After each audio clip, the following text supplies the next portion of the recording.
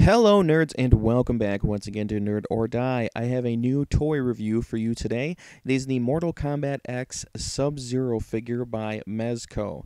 We're taking a quick look here at the box. It is blister card packaging, but it's kind of in a neat keyhole shape.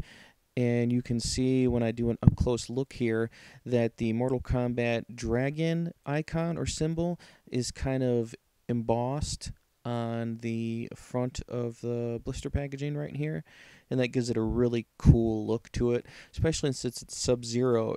Kind of, looks more like an icy tomb. Now on to the back of the box. To the left you can see Sub-Zero in a pretty natural pose.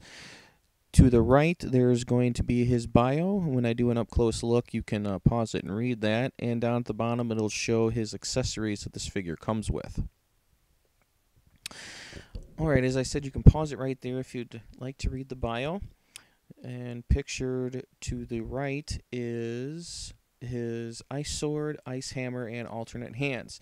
All three of those do come with this figure. Let's get him out of the package so we can take a better look at him. I gotta be honest, I am a huge Mortal Kombat fan, have a ton of collectibles, all the games and media as far as TV shows, cartoons, web series, and movies. I own it all. I'm a huge Mortal Kombat fan, and this is probably my favorite look for Sub-Zero. It's just, I don't know, it's just the perfect evolution of his character, I feel. I love it. I love everything about this look. Okay, so what we're doing now is we're taking a closer look here at the paint and sculpt of this figure, and Mezco never really shies away from perfection. You can see down all the little details of his outfit and the paint apps that they used. They just did a really knockout job with this figure. Just like NECA and McFarlane, Mezco is another favorite of mine. And I'm so glad that they got the Mortal Kombat license. Before, Jazzwares had it, and I have all the Jazzwares figures, but I never really did reviews on any of them because they weren't really that good. I mean, the articulation was great on those figures, but everything else kind of really sucked. The only figure that came out of that line that I thought was perfect, down to the T, sculpt, and everything, was the Nightwolf figure. You could look at the video game counterpart and then look at the figure and really not be able to tell the difference. But I digress. I'm happy that Mezco has the license now and they took it away from Jazzware. So let's go ahead and take a look at articulation. His arms go in and out and back and forth. They are kind of stiff. They don't go up very high. And he,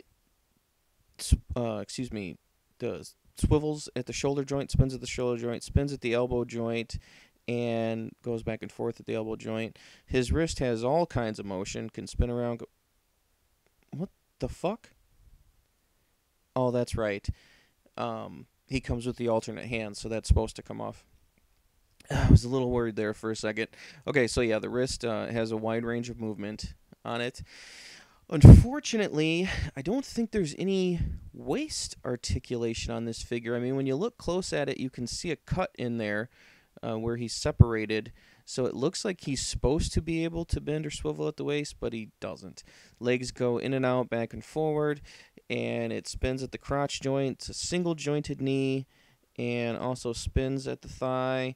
And there's some pretty good movement here on the ankle. Can do a full 360 spin and pivot left and right. The head goes full around 360, left to right, and kind of goes up and down. So pretty good range of articulation on the figure. As I stated before, these are the accessories that he comes with. Has a nice little ice hammer right here. I really like the sculpting on the hammer and how it goes from a light see-through blue to a kind of a darker blue in the hammer part. The sword, also very nice sculpt. They gave it, that type of raw, made out of ice material. or excuse me, look, not material. And these are the separate hands that hold the sword and hammer. As you can see, I posed him here. It's a kind of a nice alternate pose for him. I didn't play around a lot with the figure and his posing, but give it time. When I get him in the collection room all set up, I'll have a nice Mortal Kombat diorama of everyone fighting everyone, and you'll see some better poses. Here we move on to size comparison. I also do have the Scorpion and Raiden figures in this line, and I'll be doing reviews on those sometime tomorrow. Look for those. They should be out tomorrow. And as you can see, he's about the same height. So if you want my recommendation, you have it. If you're a Mortal Kombat fan, if you're a fan of good figures, just get them. They're great. And Mezco definitely deserves our money.